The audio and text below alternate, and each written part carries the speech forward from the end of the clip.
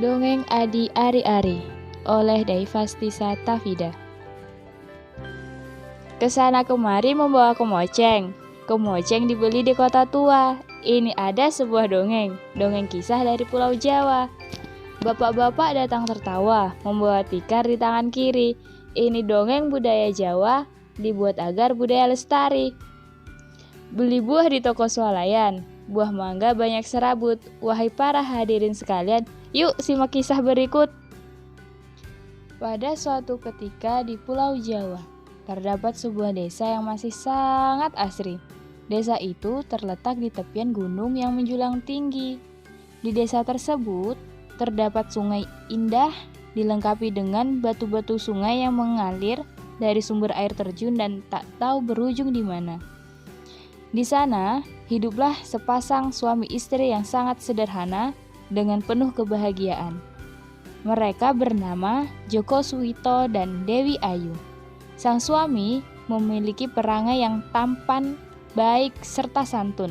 Amat serasi dengan sang istri yang cantik, baik, dan penyayang. Pasangan ini semakin sempurna kebahagiaannya ketika Allah mengamanahkan sosok buah hati yang hadir di rahim sang istri. Dengan penuh kehati-hatian dan kasih sayang, Joko Suwito merawat dan menjaga sang istri yang sedang hamil. Sampai akhirnya, momen yang dinanti pun tiba. Detik-detik menegangkan yang dialami oleh pasangan muda ini ketika sang istri hendak melahirkan buah hati mereka. Joko Suwito panik karena ini pengalaman pertama dalam hidupnya. Kepanikan ini berakhir ketika buah hati pertama mereka berhasil lahir dengan selamat. Pada suatu ketika, pasangan ini menghadapi situasi yang membingungkan. Hal buruk menimpa pada buah hati mereka. Hadirin yang berbahagia, apa yang akan terjadi pada keluarga kecil ini? Untuk mengetahui kisah selengkapnya, silahkan simak secara seksama. Tokoh yang terdapat dalam dongeng ini adalah Joko Suwito, Dewi Ayu, Putri Gendis. Pada suatu hari, di tengah keheningan malam, sang istri merintih menahan sakit pada perutnya. Sakit yang ia rasakan jelas berbeda dengan sakit perut biasa. Dengan insting seorang suami yang penuh rasa khawatir, Joko Suwito bertanya kepada sang istri. "Dek, kowe ngopo?" Dewi Ayu menjawab. "Wetengku loro, Mas. Ratu arep nglahirke." Dengan sigap, Joko Suwito langsung paham bahwa istrinya akan melahirkan. Dan Joko Suwito bergegas mencari pertolongan untuk sang istri. Kesana kemari, ia menyusuri desa demi mencari pertolongan. Namun, tak satu pun ia dapatkan. Joko Suwito berkata, "Sabar yo, Dek. Istighfar. Awak dewe kudu tawakal karo Allah. Allah pasti nolong." Akhirnya, Joko Suwito sendirilah yang membantu sang istri melahirkan. Alhamdulillah, sang buah hati yang dinantikan akhirnya lahir ke dunia. Putri Gendis adalah nama yang mereka beri untuk sang buah hati. Namun, ada hal yang membuat Joko Suwito bingung, yaitu ketika ia menemukan seonggok daging yang keluar setelah lahirnya Putri Gendis. Ia mengira adalah adik dari putrinya, sehingga Joko Suwito menyebutnya Adi Ari-Ari. Keesokan harinya, di pagi hari, Joko Suwito merasa bingung harus mengambil tindakan apa terhadap Ari-Ari tersebut. Setelah berpikir panjang, Joko Suwito lalu mengambil keputusan dengan menyimpan Ari-Ari tersebut ke dalam kendi kecil. Lalu, Joko Suwito membuangnya ke sungai. Pada sore harinya, Putri Gendis menangis dengan kencang, dengan tiada henti. Putri Gendis terus-menerus menangis sampai larut malam. Dewi Ayu dan Joko Suwito semakin panik, hingga tak mengerti harus berbuat apa. Dewi Ayu pun berbicara pada anaknya. "Nak, kamu kenapa toh Cahayu? Iki ibu loh.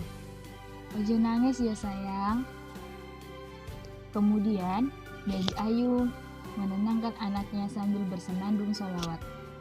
Joko Suwito kemudian mengambil tindakan dengan menyiapkan air yang akan dibuat menjadi air ruqyah. Kemudian, air ruqyah dibasuhkan ke tubuh mungil Putri Gendis. Setelah itu, barulah Putri Gendis bisa tertidur. Di tengah keheningan malam, Joko Suwito terbangun dari lelapnya dengan napas yang terengah-engah sampai membangunkan Dewi Ayu yang tertidur di sebelahnya. Dewi Ayu terkaget dan bertanya, "Mas, enek opo toh?" Kemudian Joko Suwito menjawab dengan suara gemetar, "Astagfirullahaladzim, aku bermimpi, Putri Gendis." Kemudian Dewi Ayu bertanya lagi, "Opo anakku, Mas?" Joko Suwito menjawab, "Enek uwong gede dhuwur sing ganggu Putri Gendis. Wong kuwi arep jemput Gendis saka aku," jelas Joko Suwito. Kemudian Dewi Ayu menenangkan suaminya dan mereka melanjutkan tidur. Keesokan harinya, Joko Suwito masih terngiang-ngiang dengan jelas akan mimpinya tadi malam. Joko Suwito seketika teringat bahwa kemarin ia membuang adi ari-ari milik Putri Gendis. Kemudian, Joko Suwito bergegas mencari kendil itu dengan menyusuri sungai. Alangkah terkejutnya ketika Joko Suwito menemukan kendil itu tersangkut di bebatuan tepi sungai. Ternyata ada 3 serigala yang mengincar kendil itu seakan-akan hendak memangsa. Joko Suwito bergegas mengusir ketiga serigala tersebut, kemudian dengan cepat membawa lari kendil itu pulang. Sesampainya di rumah, Joko Suwito membuka tutup kendil itu. Lagi-lagi, Joko Suwito dibuat terkejut. Ketika melihat isinya, ternyata hampir membusuk dan berbau sangat amis. Ketika Joko Suwito bergegas mencuci bersih ari-ari tersebut, lalu menguburnya di depan rumah pada bagian sebelah kiri pintu utama rumah mereka. Setelah itu, Joko Suwito memberi pagar pada sekeliling lubang tempat penguburan dan memberi penerangan di atas tempat penguburan di dalam pagar bambu tersebut. Sejak saat itu, Putri Gendis tidak pernah lagi menangis berkepanjangan. Joko Suwito dan Dewi Ayu pun tidak lagi merasa bimbang akan anaknya. Keluarga kecil ini hidup bahagia.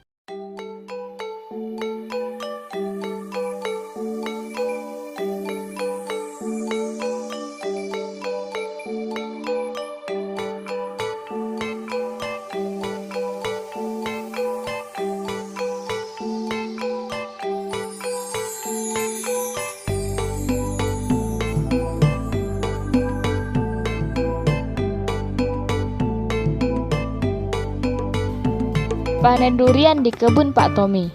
Berbuah banyak di setiap cabang. Cukup sekian dongeng ini, semoga hatimu senang.